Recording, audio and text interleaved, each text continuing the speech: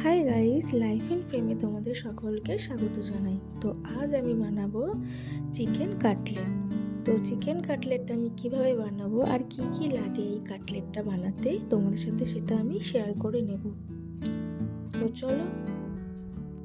তো এখানে আমি চিকেন কাটলেট বানাতে প্রথমেই যেটা লাগবে সেটা হচ্ছে চিকেন। তো আমি এখানে বোনলেস চিকেন নিয়ে নিয়েছি 300 গ্রামের।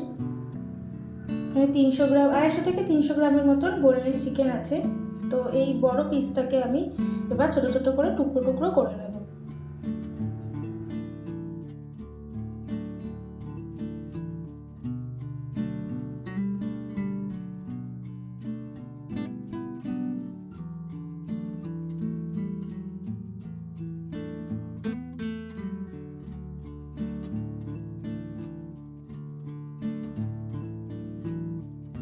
তো এখানে আমি এইভাবে টুকরো টুকরো করে নিয়েছি।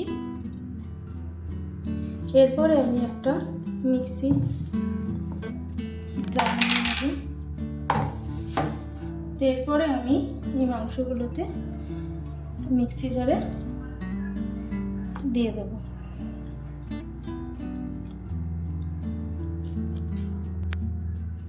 তো এটার মধ্যে পুরোগুলোর মধ্যে আমি এবার 12 থেকে 14 কোয়া রসুন দিয়ে দেব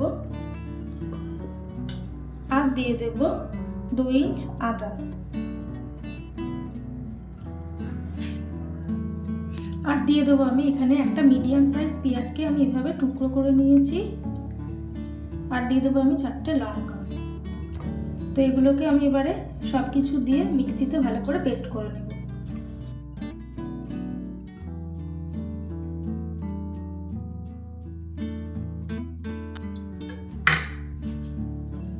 তো এখানে আমার পেস্টটা হয়ে গেছে।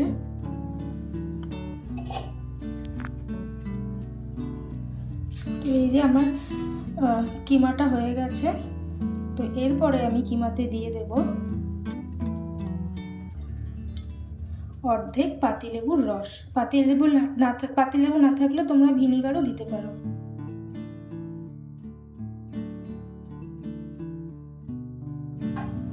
তো এরপরে আমি দিয়ে দেবো এতটা মতন ধনেপাতাটা কুচি করে নিয়ে ভালো করে ধনেপাতাগুলোকে ভালো করে কুচিয়ে নিয়ে ধুয়ে নিয়েছি। তো আমি এবারে ধনেপাতাগুলো দিয়ে দেবো, ধনেপাতা কুচনো দিয়ে দেবো। এরপরে আমি দেব হাফ চা চামচ গোলমরিচের গুঁড়ো, হাফ চামচ কাশ্মীরি লঙ্কার গুঁড়ো, হাফ চামচের মতন গরম মশলা,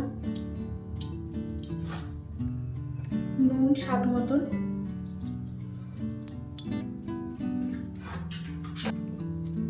আর দেব আমি 2 চামচ সাদা তেল।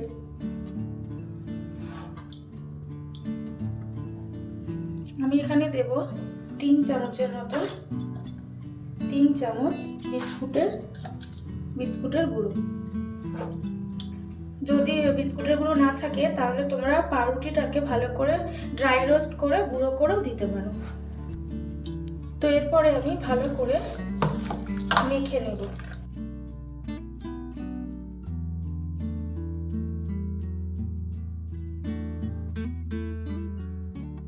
তো মাখা হয়ে গেছে। এরপরে আমি নেক্সট স্টেপে চলে যাব। তো এরপর আমি হাতে একটু সাদা তেল নিয়ে নিয়েছি। সাদা তেলটা হাতের মধ্যে ভালো করে একটু মাখিয়ে নেব। তারপর এখান থেকে আমি একটা বড় বলের আকারে শেপ নিয়ে হাতের মধ্যে গোল করে এইভাবে শেপ করে নেব।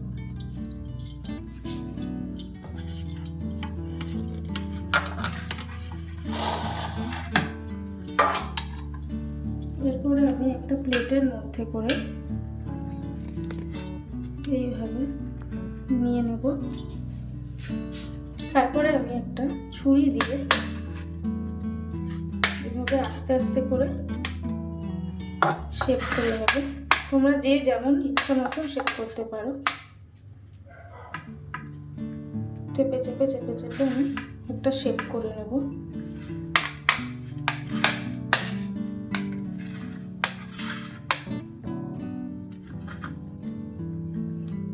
একটু চওড়া ছুরি হলে খুব ভালো হবে, আমার কাছে চওড়া ছুরি নেই, তো আমি এইভাবেই শেপ করে নেব।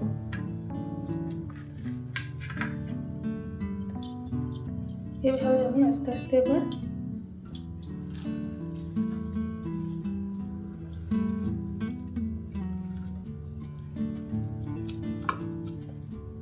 নেক্সটটা আমি একটু গোল মতন করব।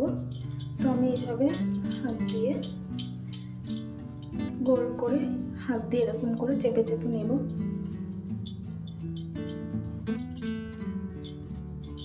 তোমাদের যার যেমন ইচ্ছা তেমন তোমরা সাইজ করতে পারো। তো দেখো আমি একটা ডায়মন্ডেরও শেপ করে নিয়েছি। এইভাবে আমি একটা ডায়মন্ডের শেপ করে নিয়েছি। আমি তোমার ডায়মন্ডের শেপটা আমি কী করে করেছি, আমি একটু বড় একটা মাংসের একটু বড় একটা গোল এতটা মতো নিয়েছি, নিয়ে আমি হাত দিয়ে ভালো করে এটাকে এভাবে হাতের সাহায্যে ভালো করে বড় করে নেব। আস্তে আস্তে হাত দিয়ে দুটো হাতে প্রেস দিয়েই এভাবে বড় করে নেব।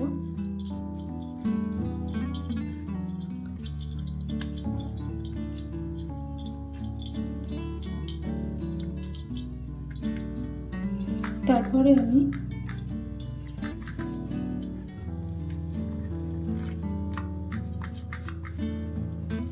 থালার মধ্যে এভাবে রেখে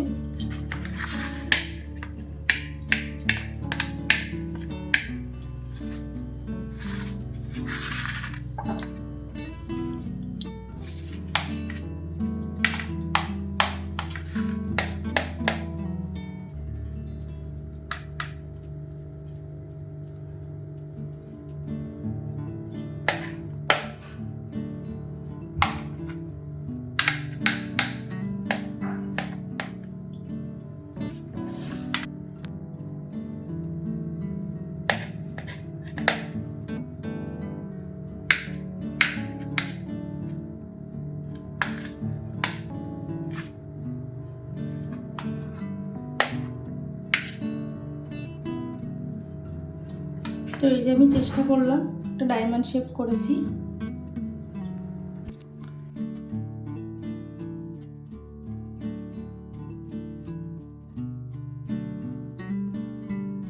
তো আমার রেডি হয়ে গেছে, আমি সব রকম শেপ দিয়েছি যতটুকু পেরেছি, ডায়মন্ড দিয়েছি, চৌকো দিয়েছি, গোল দিয়েছি, নিজের ইচ্ছে মতন আমি শেপ দিয়েছি। তো আমার হয়েছে 1 2 3 4 5 6 7 8 9 10টা মতন হয়েছে, ছোট আছে বড় আছে সব মিলিয়ে ঝুলিয়ে আমার 10টা মতন হয়েছে। তো আমি এটা আজকে সব ভাজবো না, আমি কিছুটা ভাজবো আর কিছুটা আবার ফ্রিজ আপ করে রেখে দেবো, তোমাদের সাথে সেটা দেখাবো।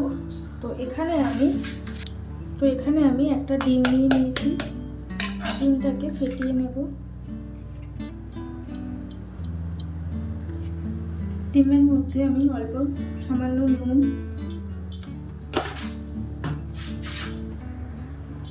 আর দিয়ে দেবো সামান্য গোলমরিচ। আমি ডিমটাকে ভালো করে ফেটিয়ে নেব।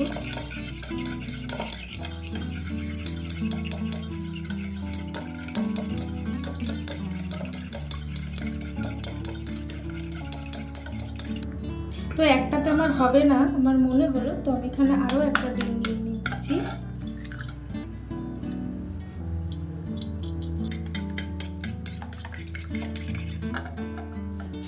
তো আমি এখানে প্রথমে দুটো ডিম নিয়েছি, দুটো ডিম আমি এভাবে ফেটিয়ে নিয়েছি। তো এখানে আমি পরিমাণ মতো নুন দেব,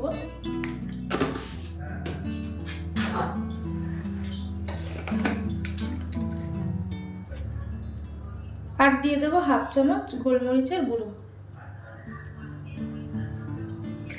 দিয়ে ভালো করে এবার ফেটিয়ে নেব ডিমটাকে। তো এখানে আমার সব কিছু রেডি হয়ে গেছে।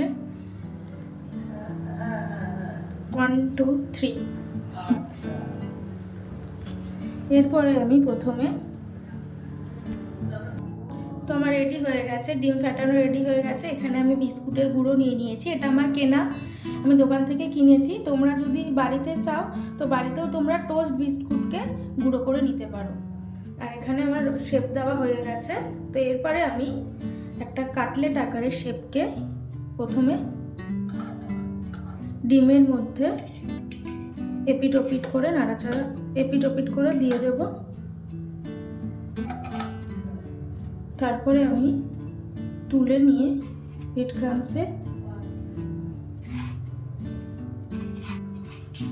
ক্রাম্বসে দিয়ে আস্তে আস্তে করে আলতো করে মাখিয়ে নেব। মাখিয়ে নেওয়ার পর হাতের সাহায্যে একটু ঝেড়ে আবারও আমি ডিমের মধ্যে দিয়ে দেব। ডিমের মধ্যে দিয়ে তারপর আমি আবারও ব্রেড ক্রাম্বসে দিয়ে দেব। দিয়ে আলতো করে আস্তে আস্তে করে এইভাবে উপর থেকে ব্রেড ক্রাম্বসগুলো ছড়িয়ে এইভাবে করে নেব।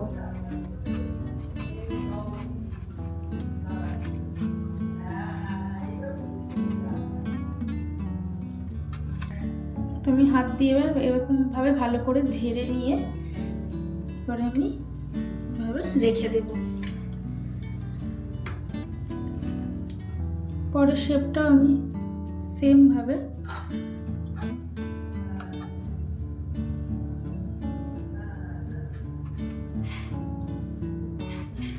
এইভাবে আমি প্রত্যেকটা করে নেব।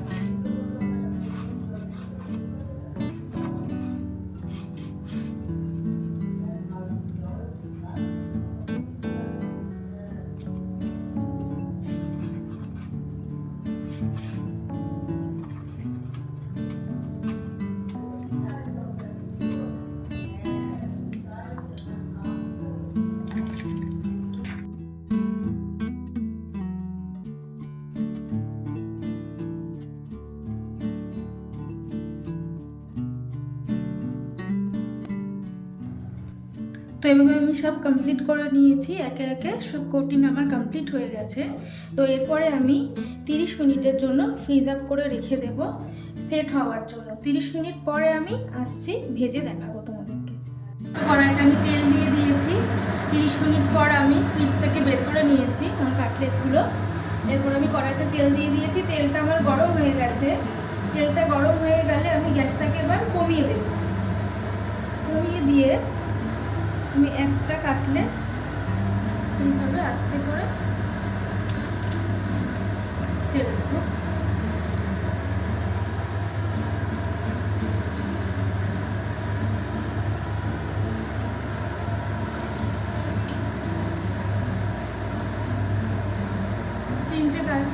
গ্যাসের ফ্লেমটা কিন্তু এখন লোতে রাখতে হবে।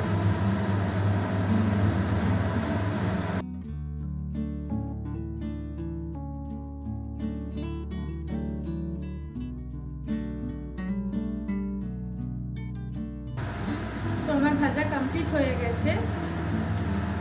এরপরে আমি প্লেটে তুলে নেব। তো আজকে আমি সব ভাজবো না, 6টা মতন ভেজেছি। আর 4টে আমি এইভাবে এয়ারটাইট কন্টেনার করে ফ্রিজে রেখে দেবো। তোমরাও যদি তোমাদের বেশি হয় তো তোমরা এইভাবে এয়ারটাইট কন্টেনার করে ফ্রিজে রেখে দিতে পারো। 1 সপ্তাহ মতন খুব ভালো থাকবে।